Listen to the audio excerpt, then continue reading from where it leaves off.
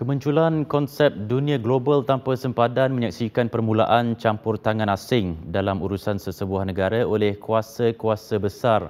Dalam era globalisasi, sejauh manakah Malaysia bersedia memastikan hak asasi rakyatnya malah kedaulatannya terjamin? Benarkah kebanyakan keputusan penting dunia ditentukan di New York, London, Paris dan Geneva?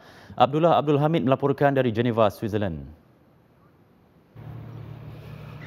Walaupun berada di bumi yang penuh dengan keindahan dan status ini, jiwa saya lebih terkesan kepada isu berhubung hak asasi manusia. Kerana di sinilah segala isu hak asasi manusia global dicanang dan dibahas. Malah di sinilah juga tindakan diputuskan untuk mengenakan tindakan ke atas negara yang didakwa mengabaikan isu hak asasi rakyatnya. Menyedari pentingnya memberi penjelasan sebenar mengenai isu hak asasi manusia di Malaysia, Pusat Penyelidikan dan Advokasi Hak Asasi Manusia atau Sentra mengambil inisiatif untuk pergi ke Geneva.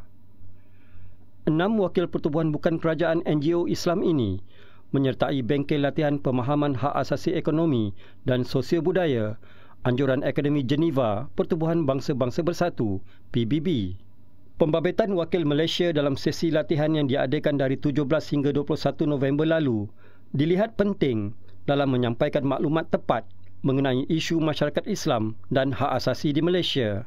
Sebagai sebahagian dari usaha untuk sentra mendapatkan status akreditasi di dalam Majlis Hak Asasi Manusia supaya penyertaan sentra untuk menyuarakan pandangan umat Islam, khususnya pandangan umat Islam di Malaysia akan lebih bermakna kerana kita akan dibenarkan masuk ke dalam sesi-sesi perbahasan. Sentra yang ditubuhkan pada Julai tahun ini diwakili oleh pengerusinya, Nasharuddin Mat Isa serta 5 ahli lembaga pemegang amanah. Mereka menyertai lebih 50 wakil NGO dari 15 negara termasuk Portugal, Palestin, Albania, Greece dan Belanda.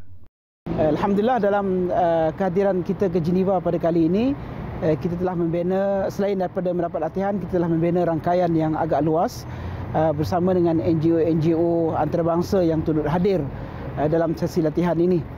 Memahami dengan lebih dekat dan lebih tersusun lagi akan isu-isu berkenaan dengan mekanisme di dalam Human Rights Council ini dan terutama sekali dalam kita kata untuk membuat pelaporan-pelaporan di mana tempat-tempat ataupun avenue-avenue yang boleh dibuat pelaporan-pelaporan tentang pelanggaran hak asasi manusia di mana-mana negara.